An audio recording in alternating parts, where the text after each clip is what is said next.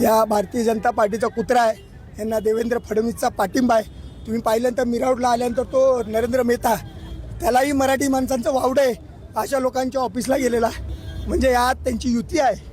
आणि या कुत्र्याला पाठिंबा हा भारतीय जनता पार्टी सरकारचा।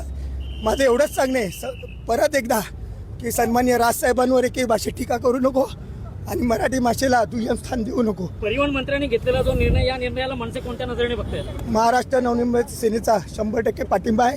4 तारखेला यांनी मोर्चा केला, त्यांना मी सांगतो या भैया लोकांना, तुम्ही गावाकडे जा, पण इथं जर दादागिरी केली तर महाराष्ट्र सैनिकांची गाठ आहे। स्वतः सदावर्ते बोलले की जर मनसेने कायदा हातात घेतला तर आम्ही त्यांना कायद्याने उत्तर देऊ, त्या नजरेने कुठले बघता तुम्ही? त्याच्या अंगावर जेवढे केसेस नाही ना तेवढे महाराष्ट्र सैनिकांच्या अंगावर केसेस आहेत, त्यामुळे त्याने बघावं की कायद्याने चालायचं की कायद्याने नाही। कायदा आहे ना, सरकारने सांगितलं ना कायदा मराठी भाषेचा आत्मसन्मान करायचा, मराठी भाषेला दुय्यम स्थान द्यायचं नाही। सचिनजी, तुम्हाला पोलिसांनी खूप अडवलेलं आहे, तर काय सांगणार?